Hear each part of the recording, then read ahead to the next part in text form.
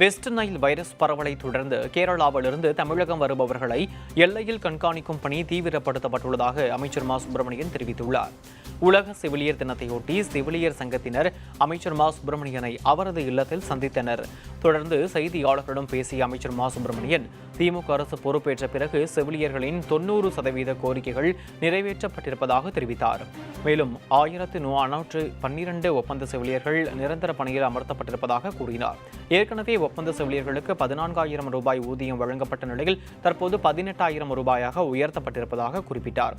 கேரளாவில் west Nile virus பரவி வருவது தொடர்பான கேள்விக்கு பதிலளித்த அவர், எல்லாவற்றிற்கும் கொசுதான் காரணம் என்றும் வீடுகளில் இருக்கக்கூடிய தேவையில்லாத பொருட்களை அப்புறப்படுத்தி சுத்தமாக வைத்திருக்க வேண்டும் எனவும் வலியுறுத்தினார். கேரளாவிலிருந்து 13 வழித்தடங்கள் வாயிலாக தமிழகம் வருபவர்களை எல்லையில் கண்காணிக்கும் பணி தீவிரப்படுத்தப்பட்டிருப்பதாக அமைச்சர் மா சுப்பிரமணியன் தெரிவித்தார். செவிலியர்களை பொறுத்தவரை பணியிட மாற்றம் கலந்தாய்வு என்பது ஒரு மிக நீண்ட கால குழப்பமாகவும் குளறுபடியாகவும் இருந்தது.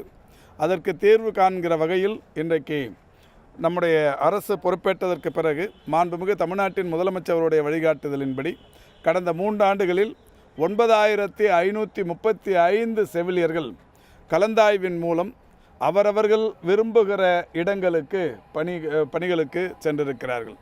இந்த கொசுக்களினால் பரவுகிற இந்த நோய்களிலிருந்து நம்மை காத்துக்கொள்வதற்கு நாம் இருக்கிற வீடுகளை சுத்தமாக வைத்துக்கொள்வது, வீடுகளை ஒட்டி தேவையற்ற நிலையில் தேங்கி நிற்கிற தண்ணீரை அப்புறப்படுத்துவது, இதை நாம் தொடர்ச்சியாக கண்காணிக்க வேண்டும்.